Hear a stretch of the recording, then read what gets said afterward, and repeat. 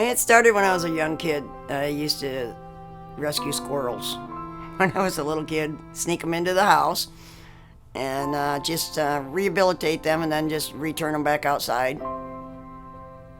I really liked catching the wildlife and helping them. We get a lot of them that have been severely abused, and then they seem to forgive very easily. They forgive and forget. I'm surprised that they do. It's just nature of a dog, I believe. They can be treated so badly, but at the same time just be such loving animals and forgive what they've been through. My name's Jenny. Hi, I'm Kyle, and this is Gunther.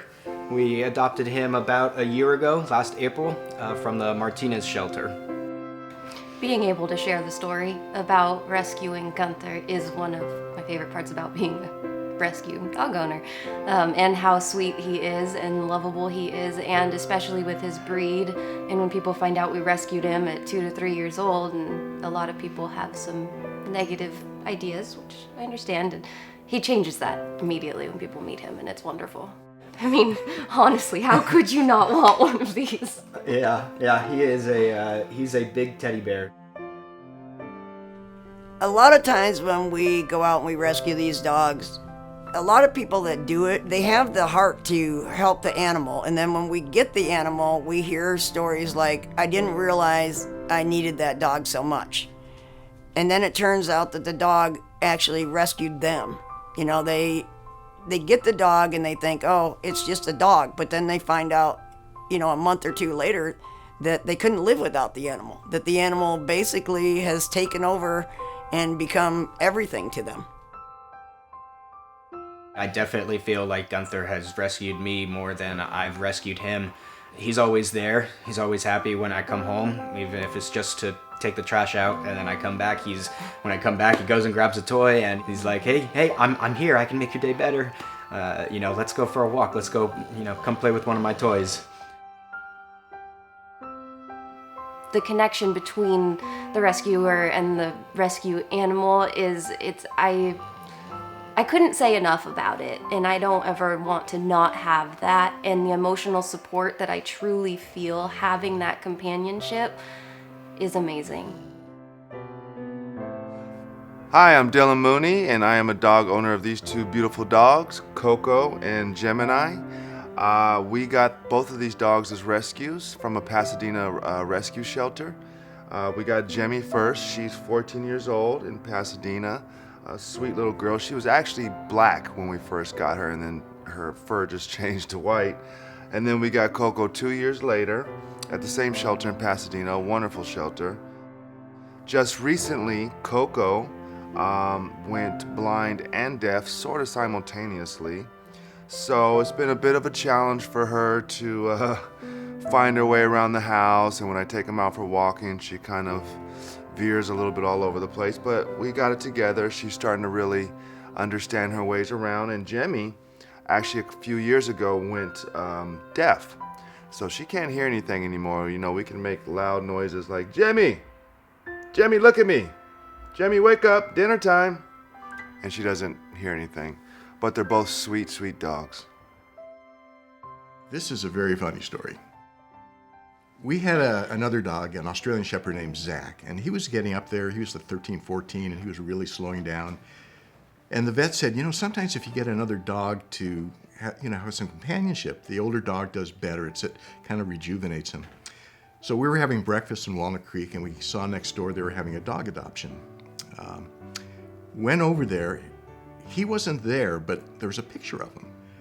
And I said to the woman, could you bring this dog? I mean, he's really cute. So she brings him, puts him in a little pen, and I reach down to pet him, and he looks up at me and he goes, ah! And I went, holy cow, I don't think so. And the woman said, this poor dog, he's his own worst enemy. He growls at everybody, but he's so sweet. He's the sweetest dog, but that's what he does. So I told her, okay, we'll take a chance. And he's just a great dog. My name is Juliet Boyd. I am the Executive Director of Hop Along Animal Rescue, and this is Pipsqueak. She and her 2 siblings were found floating in a river, and someone passing by was able just to grab them. They had been dumped. So luckily someone spotted them. They were in really rough shape when they came in, but are in their foster homes now and will be up for adoption shortly. Hopalong's foster program started 28 years ago when one of the volunteers at the Oakland Animal Shelter began bringing some of the animals home and found out that they would oftentimes do better and thrive if they could be in a little bit of a quieter environment. And so Hopalong was founded on a 3-legged cat, thus the name, and it gradually grew from the founder, Helen Hill, who then went from cats to dogs, and she had her friends start to foster, and then it began to grow and grow from there. So now we recruit foster families all over the Bay Area, East Bay, San Francisco, and Marin. We have offices in both Oakland and Marin, and so we're constantly recruiting. We're constantly recruiting foster families and volunteers, and so it works out beautifully because these people will open up their homes, and the animals will go right from the shelter in the morning to usually someone's bed by the evening of the same day. So one of the great things about being all foster base is it means that we can go into the shelters and take animals that don't usually get adopted. The ones that get adopted are the ones who go to the front of the cage, are social, make eye contact, wiggle. But the majority of the animals don't respond that way because a lot of them come in for a variety of reasons. So many people think that shelter animals are ones that are broken, have behavioral issues, have wound up there because of tough behaviors that other people wouldn't want to deal with. But what they don't realize is so many animals, every different kind of breed, every age, every size wind up there because people move. That's the number one reason we see animals wind up there, or people call us. They move, their owners will die or their parents will die. And so you get every type of animal that once they enter the shelter might shut down. And so because we're foster based, we can take the ones that don't show well, that don't tend to get adopted. We can also take a lot of medical cases because of our foster program. And that's really important. Again, an animal, a dog or cat with a broken arm, or who needs a month of healing, oftentimes won't quite make it up to adoptions. And so we can pull all of those guys, put them into foster, medically treat them with one of our 9 vet practices in the Bay Area that we contract with, and give them a chance to heal and then blossom. And so that way, I think some of the toughest part of the job is seeing the ones kind of in the back of the shelters that aren't doing well, finding out the various reasons that they are there, and that gets tough. Although the toughest part, I have to say, is when we have to walk out of the shelter at the end of the day, and we can only take so many at a time. And so you've got all those eyes watching you as you walk out, and that's what you go home with at night and think about. I'm Ann Dunn. I am the founder of Cat Town in Oakland. I started Cat Town when I was a volunteer at Oakland Animal Services, which is our city shelter, and just saw that there was no organization to help cats that in that environment were so scared that they seemed unadoptable. So I started this organization in 2011 to help cats that had no other path out of the shelter. We put cats in cages. We surround them by barking dogs. We try to guess at who they are. We try to ask people to overlook their behaviors and take a chance on them. Most people aren't willing to do that. So we've created all kinds of unintentional obstacles to their getting adopted. So part of Cat Town is create a positive environment for the cats and for the people. One of the things that I heard all the time when I was a shelter volunteer is people say, I don't want to go to the shelter. I think it's going to be depressing. So how do we get all of that out of the way and let people have a positive, organic experience with an animal, feel really good about that one animal that they're helping, and be willing to do that and take them home. So much of what we're trying to do is, it's not just about helping the animals, and of course that's the main thing, but it's really just creating an entirely different approach to rescue. Get rid of the cages and make things positive for the cats and for the people. I I should say they found me, but a lot of times you can tell when a dog is, scared and out of his element. And so whenever I'd come across one, I'd scoop him up and help him. And I was fostering independently before I even knew what fostering was. I would, find a dog that, obviously was either lost or, there was something not right about it.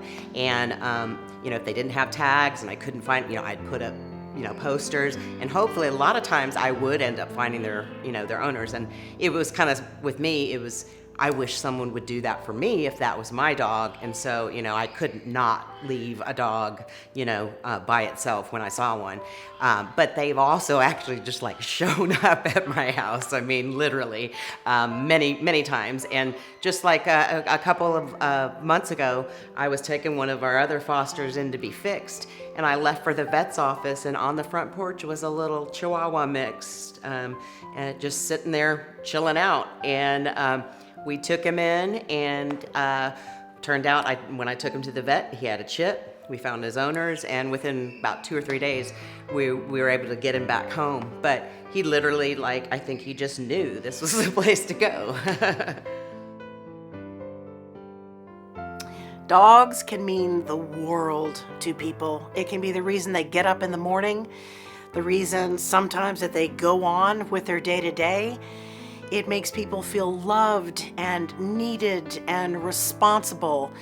People always joke, oh, they don't talk back, they bring me joy, they're the best listeners, etc. They can bring humor, warmth, but the bond between dogs and people is immeasurable and can form some of the most solid relationships that some people have in their entire lives.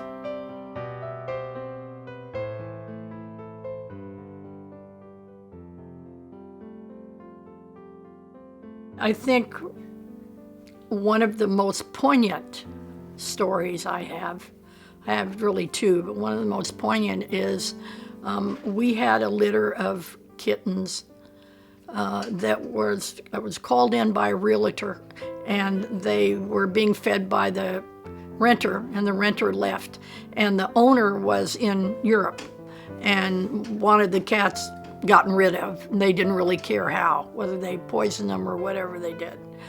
She called me, and there were 5 of them, I believe.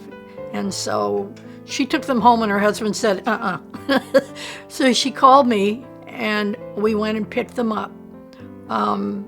And they were very scared, but beautiful cats. But there was one little cat that had a horrible injury to the eye. And we took the cat immediately to the vet, and the eye had to be removed. And she would stay oftentimes behind her big brother, and he kind of mothered her along. Well, eventually she got strong enough and independent enough where we felt that she was able to be adopted. So we put her on our website, and we were at our adoption site that weekend, and we were just near closing, and I noticed there was a gentleman standing quietly by himself. And he waited until everybody left, and he came up and said, I'm interested in this kitty. And he said, I'd like to get it from my wife. And I said, well, we usually like to have the families come in together. He said, no, I'd like to get it as a thank you to her, but I don't want her to know about it.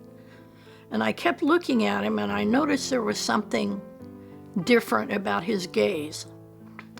And then he told me he had been a victim of a horrendous mugging and had lost sight in his eye.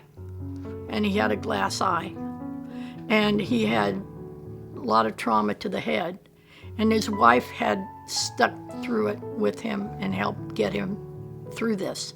And he said, when I saw this kitty, I figured if that little cat can make it, so can I. And he said, I want her in my life. So my husband and I drove over to San Francisco and were waiting when his wife came home from work. And it was wonderful. And they stayed in touch with us for quite some time. My name is Melody Chen. I run the Rescue 11 Second Chances, and this here is Mello. Mello was rescued with our international rescue program. She was from the Korean meat farm. We work with rescues in Korea that helps take out some of the dogs from the meat trade now that it's illegal, and she was one of the lucky ones that was able to come over. I started the international program 7 years ago. When I was 13, I went back to Taiwan, and I just kind of saw how things were going on there with the stray dogs. You just see a bunch of emaciated dogs all over the streets, dogs with missing paws, injuries, and that really took a toll on me. There was a particular dog that kind of why I started the international program, and that dog was super friendly, but she was so skinny. She came up to me and my sisters when we were out and just kind of wanted to get as much love as she could, but our aunt actually came and shooed her away and just kind of told us that the dogs had diseases, and that's when I kind of realized that it's just how they see dogs in general, what they were told. But I knew I couldn't rescue that dog, but I made a promise that the moment that I could down the line that I would do whatever I could to make sure, even if I could just rescue one from Taiwan, that I would do that. So that opportunity came 7 years later, and that's how the international program started. At 21, I got my own personal first rescue dog, a little Cocker Spaniel. Her name at the time was Princess Sophia. My niece actually renamed her Macaroni, and her name fit perfectly for her personality. She lived to be 14, and I actually just had to put her down last year. But going through my life with her from my early 20s to my mid-30s is probably the one thing that got me through two of the hardest times in my life. I lost my dad and my best friend within a year of each other. And had I not had Mac to get up for every morning, I can't say that I would have gotten out of bed certain days. I had to get up and feed her. I had to get up and walk her. She depended on me to survive. And lo and behold, she's honest to God what got me through. Had it not been for her with me every day and, waking me up because she had to go potty or waking me up because she was hungry, that dog would eat anything and everything, so she ate a lot. And making sure that I sticked to my routine to walk her, to get her out to the dog park. And I started taking her everywhere with me. She definitely became my emotional support animal, to say. She is what got me through the hardest time of my life. And having to say goodbye to her was the third hardest. And having my other animals with me when she passed got me through that as well. So I wouldn't have been able to face those times if it hadn't been for her.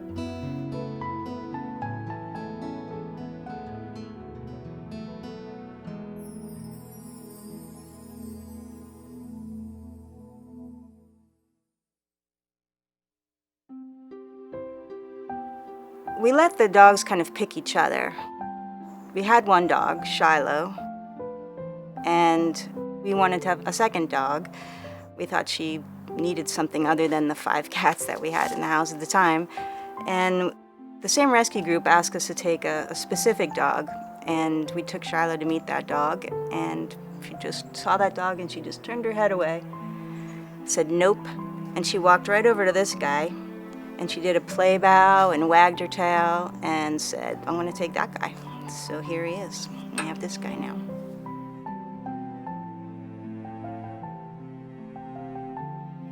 Growing up, I had Boston Terriers, and they were fine. They had some physical issues and some challenges, and we came upon a rescue dog. 2012 was the first rescue dog we got, my husband and I, and she was the best thing. Her personality was great, and it was just nice to take a dog in and help them. It was helping us, actually, not helping the dog. So dogs Dogs are the sweetest thing on earth. You know, they have such a sweet temperament. They're so loving. They don't know anything better other than to love and be kind, you know. I'll tell you a true story. My grandmother, who raised me, passed away, and I cried for one day. And then when my dog Chief passed away, I cried for 2 years. I couldn't stop crying. I couldn't get out of bed for 6 months. And it just goes to show you, dogs have a different effect on the human spirit. They really bring out the love and kind spirit, I think, in all people. I love our dogs. It's our new family. And I was just commenting to some friends over the weekend. We spent the week together up in Tahoe, and we took the dogs with us. And I said, you know, I never thought I could feel so strongly about animals. You know, growing up very young, I had a dog, but most of the years I didn't have a dog. We were 5 of us in the family. But there's something about just having this person that follows you everywhere, and they just love unconditionally, and they want your love back. And, you know, when Mia comes around and she scratches my leg, and it's just like, love me right now. And there's just hey, I do that. There's a wonderful connection, and it makes me feel very whole. And I have to say, I mean, we love the 2, but having the 3, it has really, really changed my life and my outlook on life. It just makes me feel like it's our new family. You know, all of our kids are grown, and now we have our family. Yeah, I think it's also I have a hat inside somewhere that says, dogs make me happy, people not so much. And frankly, that's one of the things I love about the dogs, is that, I'm sure you've heard this a million times, is the unconditional love that you get from a dog. You know, you never, like in that song I wrote, it's like, you know, my dog never lies to me, my dog never says goodbye to me, my dog don't go sleeping around, you know, and when I play my guitar, she really likes the sound. So I just love their acceptance. Volunteering at your local shelter does a whole lot more for your community, for you. You know, it gives you a sense of not only relief, and you know, you feel good about what you do, but you get to meet some of the coolest dogs, coolest people, you know, your current partner, your best friend, you know, human and dog. Volunteering can bring back more for you than you really think.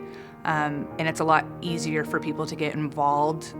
With CCAS, we do training at least once a month, not, you know, every other month. I have probably about 35, 40 volunteers under me, and we're always looking for more. We do mobile adoption events. We do programs where we actually have a group of people that come and do running, and they actually take the dogs on mile-long runs. We do relays. We do events with our local Harley-Davidson dealership. You can volunteer, and it's not just walking dogs and picking up poop. You know, you do tons more than most people think.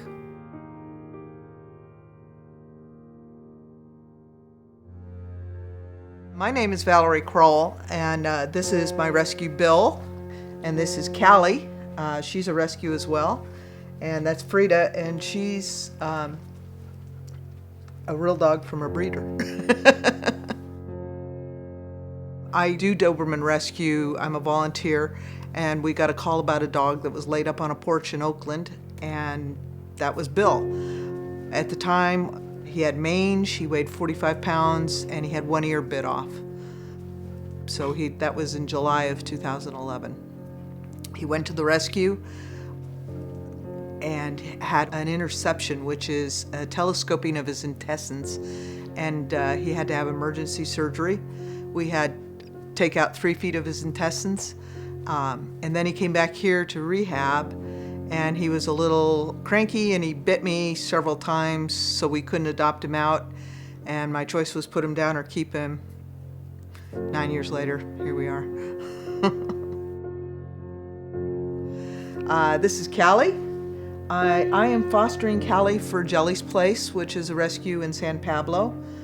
Callie has a heart condition where something inside the heart, there's when they're born, something that's supposed to hold the valve open and then it breaks away as they grow. In her case, it didn't break away. So as of right now, she is going to die. She's in congestive heart failure. We're treating that. And I have her as a hospice dog. I told them I wasn't going to pay for any vet bills, that they would have to carry him, and then I would take the dog. And then I lost my mind, and I'm taking her to UC Davis to see if they can actually cure her. Because she's a great dog, and I would like to run her through the local program for veterans with PTSD and let her be a service dog for a veteran. I think that would be a good place for her. She's a super cool dog. You go in adopting an animal knowing that they're not going to live for a very long time. With shepherds, they have dysplasia. With dogs that have been overbred, have a lot of illnesses. I once had a Cocker Spaniel who had 2 tear ducts removed and had a leukemia because she was overbred. That was my first baby. So you have to go in knowing that this is an adopted child, and you're gonna give it all the love you got, and you're gonna get it tenfold back. And eventually, sometimes you're lucky, you get 12, 15 years. So most times it's 7. So it's a heartbreaker. One of the things I hear a lot is people talking about the heartbreak of losing a dog and how they'll never get another one or that kind of stuff. And it's like, I understand. It's like, there's a lot of hurt in my heart, but I'm gonna cry. These old guys all get to live because of me. Gosh, as far as the end, I have been there to the end 17 times. And I don't get the ashes back, mostly because there's not enough room in this house to have that much. Not one of mine has been alone at the end. I lay on the floor and I hold them.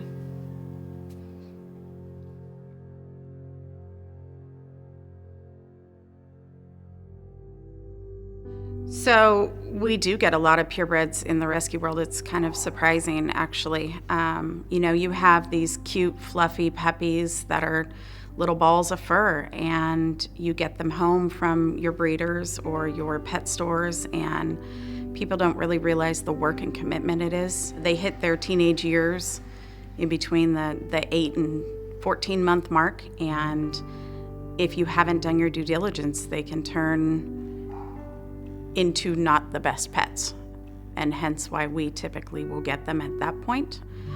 You know, your Labradors or your Doodles or something like that, you expect to come trained already, and you don't have to do the work because it comes from a breeder, and that is just not the case at all. We have a lot of temperament issues that come sometimes from the purebred dogs as well as the shelter animals, but we also can take those in and work with them and understand what kind of home they're going to need and what kind of work that they're going to have to find their forevers. Again, so many people will think that they're taking in a problem dog, a dog with issues that probably has a long, tough history. And I have to say that so many dogs come in for such a large variety of situations, and we get every temperament, again, every breed, every age. So many people are astonished that these are rescue dogs when they go up on our website.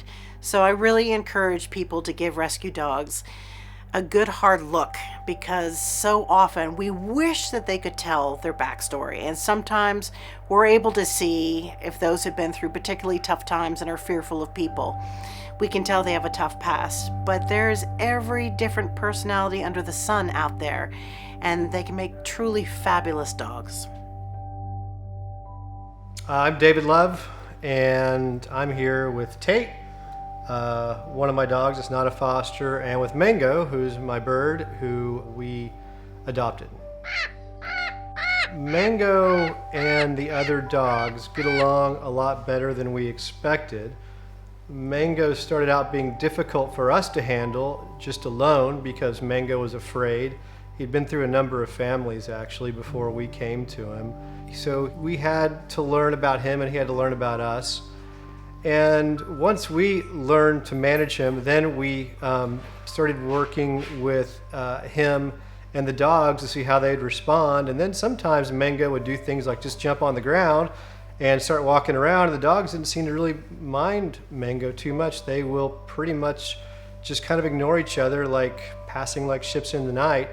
And they get along pretty well. They don't really touch. They just kind of keep their boundaries, and it's kind of peaceful between them. I do believe there's one other thing that Mango does. It's kind of interesting with the dogs. He'll interact with them by throwing food on the ground from time to time and seeing if they go after it. So he interacts with that capacity. If they scare him, he will let them know that he's a big, terrifying bird, and he'll puff out real big, and it will terrify the dogs as well as me. It's really a sight to see when he gets angry. He is a real intense being when he wants to do that. But yeah, they get along real well. Otherwise, we haven't had a single incident between them other than the bird getting afraid. I guess the dog's barking a little bit when it started. So when he came here first, because they didn't know what to think about Mango.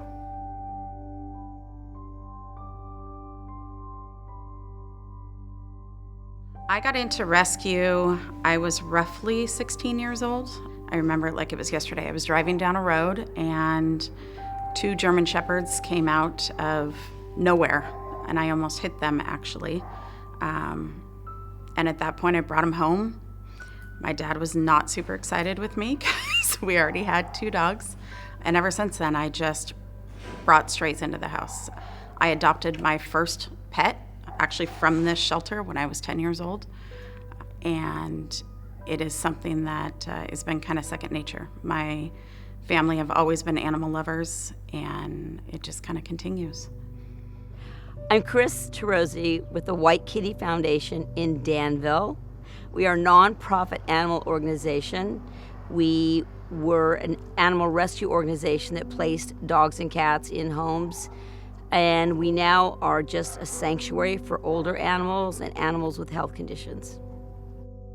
There was a cat across the street. The owners did not take care of her, and she was really old, and they wouldn't put her in the house. And so she was a white cat. So in the wintertime, we built a little space for her by the front door with a heating pad where she could stay warm. And we fed her, we put flea medication on her. And I kept asking them to please put her in the house because she was about 13 years old. And one day she got hit by a car. And Bob and I took her to the vet, and she had a fractured jaw. But she was in a lot of pain, and she actually had a heart attack because of the pain and stuff. So when we came home, we waited a few weeks and we talked about it, and we just said, you know, there needs to be another voice out there for animals. My daughter Maddie was the one who really said we need to adopt. She went through Pet Finder and saw this picture of Barkley when he was 6 months old and absolutely fell in love.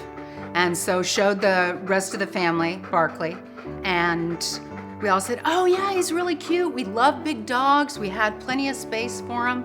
So I said, where is this dog? And she said, Prosser, Washington. I went, what? I said, where? Prosser, Washington? You can't find a local dog? Went back through, and by that time, we'd all seen the picture of Barkley, and he was just so adorable. In January, we went up to Prosser, Washington, met with the people at Out West Animal Rescue, and they brought Barkley in the minute we saw him. It was like, oh my God, this dog is just too cute. We have to. And they sat there with us for about an hour and a half, and when they told us that he could have a forever home with us, it was like, okay, I got tears in my eyes, a forever home. That's awesome.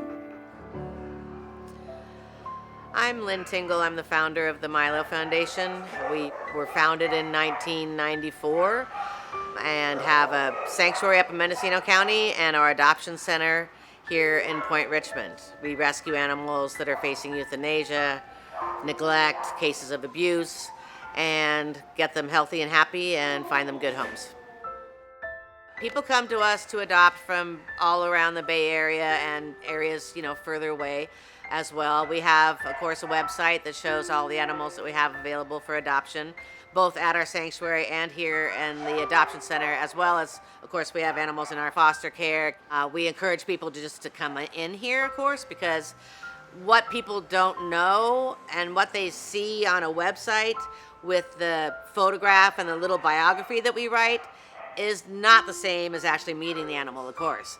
We'll get people that will see a particularly great photograph because the photographer, we have wonderful volunteer photographers, happen to catch, this great glimmer in the eye and mischievous look or whatever in a puppy, and there'll be 7 of the puppies, but everyone will see that one on the website because it speaks to them, from their laptop or whatever they're looking at. But coming in here, then they see the animals in action and they see more and they think they have a certain criteria that they want in an animal. They have a certain breed in mind. But when you meet these marvelous mutts, basically, people can quite often start to loosen up from their preconceived ideas of what it is they want. And people will come in and think they want, the closest thing to a border collie golden retriever that we have.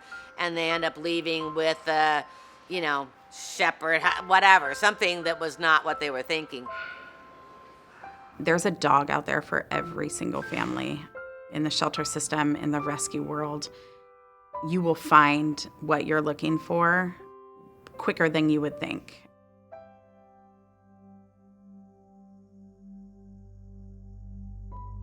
The hardest part is when you put in a lot of time and energy into a dog and love into it, and then we just don't get the outcome that we expected. Either the dog passes away. We get a lot with back injuries that are very hard to look at. A lot of them with skin disease, it's really hard to look at them and see how they're suffering. It's heartbreaking. And then we put in months of time of rehabilitating the animal, and then no matter what we do, it still doesn't survive. That's heartbreaking. And we watch them, especially in China, watch them just one right after the other just go down. A lot of the dogs over there suffer from distemper and parvo and skin disease. And the distemper usually will have some kind of sequel to their distemper, where they have the shakes or the bounces and they can't control them, or the dog can't walk. We spend a lot of time rehabilitating those ones, and it takes a while, but a lot of them come out of it. And then some of them just still have a little bit of a bounce or something to them, or a gimp in their step. After a few months, you don't even notice it. So probably one of my very first rescues was a bulldog. His name was Titan. He had full Demodex and a cast on his left arm. And I was told that he was bitten by his dad over some food. By the time the dog got to me, I was really worried about what I was going to find under the cast. Long and short, there was no bite, there was no fight. The backyard breeder that we got the dog from wanted to expand his chest, so he had cast his arms to have him go out. And unfortunately, the cast was put on way too tight, and it cut circulation off of his paws. So he was severely deformed, would walk on his wrist instead of his pads of his paws. And thankfully, the vet tech that I took him to start treatment ended up adopting him. So I still keep in contact with him today. Another one was from the Fresno area that I pull a lot of dogs from. A senior pitty who was pregnant, she's 12, and unfortunately lost all the babies, was used as a breeding dog. She now lives with a very predominant chef in San Francisco who spoils her beyond rotten. Total rags to riches story. You know, in rescue, you just deal with a lot of cases that would get you really angry. There was a few that we've encountered. We've had a dog that was found on the side of the road. She had her eyes gouged out. She had missing paws, scars all over her. You know, it was just torture. But that dog was still the sweetest, happiest girl. and you still kind of continue to gravitate towards you for affection. And that just really hit me because something so bad happened to her, but she was just still so forgiving, willing to give another chance. And that's what I wanted to give dogs like her another chance, to show them that not all humans are bad. Sometimes you just can't handle it. For me, you know, you see the worst of everything, and there's been times where you just get so angry or just so sad that you just want to stop. But I just kind of look back at all the happy cases that we have, or just the transformation. You know, seeing a dog that was at the verge of death and now going hiking with the new family, that's something I love to see the most. His skin was a mess when we brought him home. His hair was falling out, skin was dry, he was severely underweight. Yeah, he was bald on the top of his head. We think he may have been on the street for a while. On the first day that we brought him home, he couldn't stop smiling. We had toys for him already, food, and he just, he immediately fell in love with all that and just got comfortable. We didn't know too much of his history because he was found on the streets living in unsafe conditions, so we don't know much about his previous history. And I think it was the first time he had ever slept on a bed. Yes. And I'm pretty sure he slept for a good 12 hours. He didn't move. No, didn't move. These idiots who treat these animals so badly and chain them up and beat them and leave them out all winter. These are ignorant, stupid people who have no right to even be on this earth. I'm sorry, I can't. It just breaks me up that I read about it in the paper, or I see things in the news, and they should be jailed. They have no right to own an animal, but yet they do. I think that if you're gonna rescue an animal, you should only rescue an animal if you know how to take care of it. Like, if you want an iguana, you must have a huge cage because they get 6 feet long. So know how to take care of it. And if it's too sick, dying, you probably shouldn't get it. And if you have to pay for the animal at a store, you probably shouldn't get it because they're giving them money to get more animals. And it's in a loop. I think I would encourage people to get rescue dogs because, one, there's so many out there. There's so much need. There's so many dogs that just need a home, that are already born on this planet. And they are so grateful when you bring them into the home and you make them part of the family. They give you back 1,000,000 times what you give to them. And it's a great feeling to know that you're doing something good in the world, that you're giving back somehow. Recently, I had the opportunity to hear from one of our adopters, and he was describing how much his dog meant to him and how he had changed his life.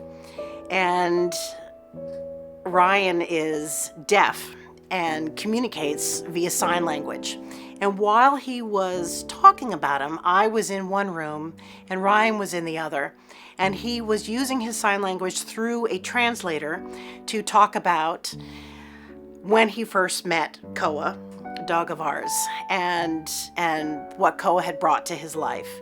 And it was one of the most moving things I have ever experienced, because even though I couldn't see Ryan at the time and he was using sign language, every time he mentioned a personal story, the first time he laid eyes on her, something that she did while she was growing up as a tiny puppy, he would sign with such passion and force that I could hear his hands hitting one another. And I found that so incredibly moving, that the impact of even someone who wasn't using their vocal cords was expressing their true love and joy in how meaningful it was to have this dog in their life.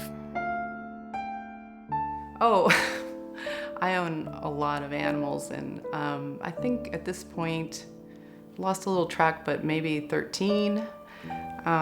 Different species, different kinds, hens, cats, tortoises, lizards, anything that my son wants to bring home, basically. That's 13 and counting, probably. Well, If there weren't rewards in doing animal rescue and doing Milo Foundation, I wouldn't be here. You know, after 25 years, I can't say that it's getting any easier, unfortunately. It's still a lot of work and there's still a lot of sadness and hard times. But there's the positive, there's the joy, there's the families that take home a dog that previously was in a backyard, covered in fleas, fed, B-grade, god-awful food, and neglected.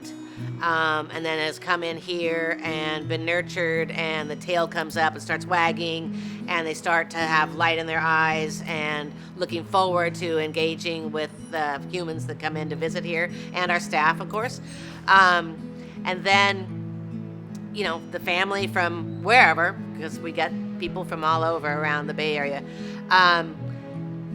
We've had a dog, that went from a backyard in Merced that's now living in Pebble Beach, goes up to Tahoe. We get these photos sent to us that are just, I want to be adopted by these people, and it's just, this dog was, neglected and sad, and now is just living the life of Riley, so to speak. Just those kind of things, and getting the photos back and getting the people that come in to adopt their second or third dog, and they show us the photos of their dog that recently died but lived to be 14, 15, and they tell them stories and how their kids grew up with the dog and whatnot, and now they're here to get another dog. And it's that kind of thing where the joy that people have had with these animals that we've rescued keeps us going, really. We have a dog named Chance. He was a little English bulldog, about, I think, 4 or 5 weeks old. He had deformities where he literally couldn't stand up. The shelter actually marked him for euthanasia, and a lot of the vets that we contacted actually told us that this dog would have a very poor quality of life, but something about him really sparked me, is that he just had a fight in him. So we took the chance, and regardless of what anyone really said, and we did a fundraiser, and I think within a week we were able to raise the complete amount for his surgeries. And because of that, before he even came into rescue, he had a support group. He went through surgery, we did updates, and now there's videos of him actually running around. He eventually he wobbles, but he's standing, he's running, he's super, bossy English bulldog. He lives in Maine right now, and the home actually drove all the way down to pick him up and did that cross-country drive with him. He probably has more followers in the rescue. So it's just really cool to see, and he also inspired a lot of people through his journey. You just see him, that very first step he did, and that was caught on camera. It was just so sweet. You see this dog that everyone, even the vets, gave up on, take his first step and run, make his wobbly way to his foster home, and then eventually to his forever home. A lot of people ask us how we can do the tough work that we do, and how we can go through seeing the things that we see, and it is indeed hard, I have to say. The thing that keeps us going the most is that once we pull an animal, no matter how tough a shape they're in, we know that they will land in a wonderful home. And so by seeing this metamorphosis, seeing them blossom from start to finish is so gratifying for us, and it helps us keep the work going. And I also want to mention that it is fantastic knowing how many amazing people there are working in the shelters and all the other rescue groups. It honestly does take a village, and we work very well together. We're always on the phone with one another. If someone is needing help medically, or someone needs a particular home, there are so many people out there. Again, the volunteers that take the time, the fosters who open their homes, the vets who give discounts to treat them, and the shelter staff and all the rescue staff who all come together to really help these guys out. And so it's wonderful knowing that behind the scenes, there's so many people rooting for these rescues. If you're thinking of getting a purebred dog for $6,000, $7,000 or a rescue, go with the rescue. Not only will you save the money, but you'll save a life. And gain a friend. And gain a friend. For anybody that's interested in rescue in general, in the shelter system, and adopting, I implore you, whether it be fostering, adopting, transporting, paying for vet bills, there is always a need for something from anybody. Contact your local shelter. Get ready, you're adding a family member and you better do right by them and not give them up. You don't give up your kids. Don't give up your animals.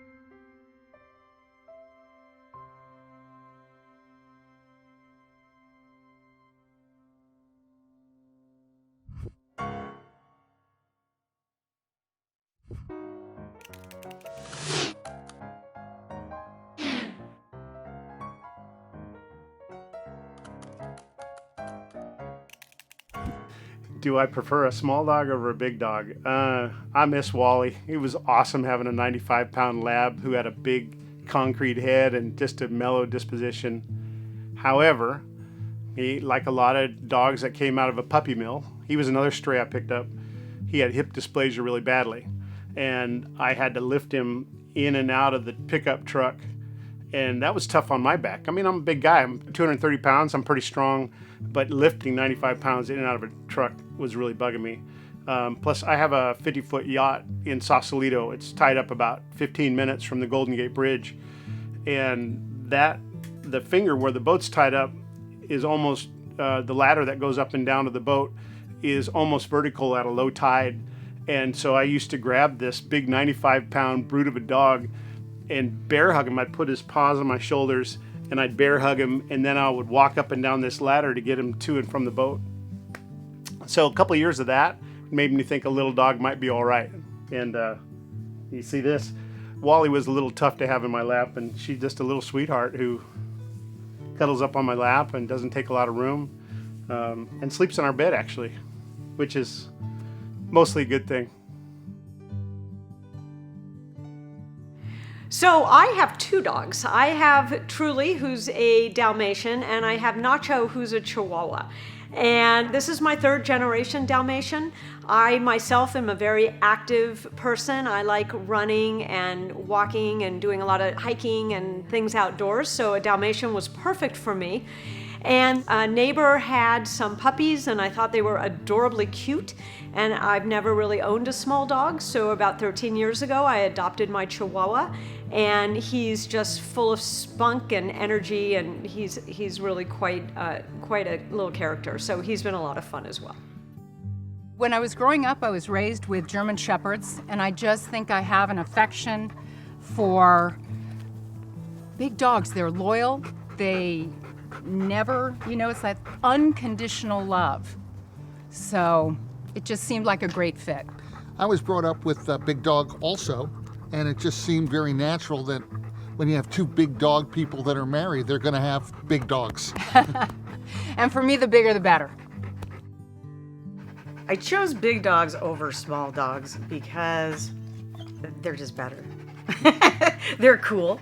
The big dogs, I just feel, give you a lot of love They aren't as afraid normally as like little dogs are. You know, they're shaky and they're little and they nip and they bite. They're just very relaxed with themselves, and I've always loved very big dogs. These are actually smallest dogs I've ever owned.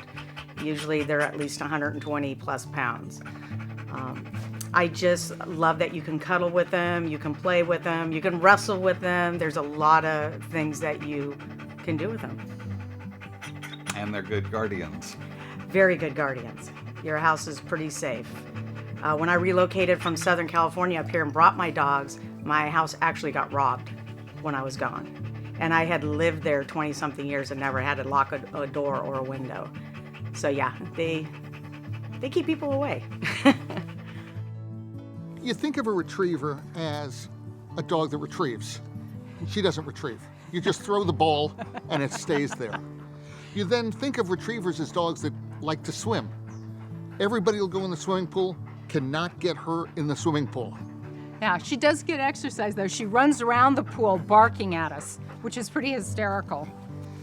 He, on the other hand, retrieves. And he will retrieve animals and then come into the house with his mouth closed. And you have to look and kind of pry it open and say, what do you have in there? And we have found any number of animals that he was able to retrieve into the house.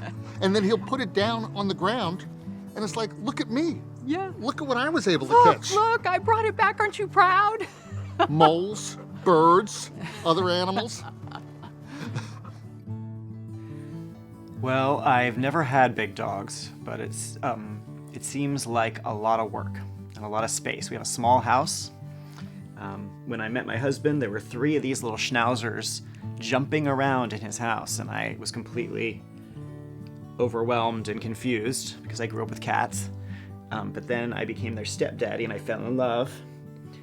And then they all got old and died over a period of many years. And we were gonna get a mutt because we thought it might be healthier, but we met Louie and we thought he was a mutt, and then it turns out he was a miniature schnauzer.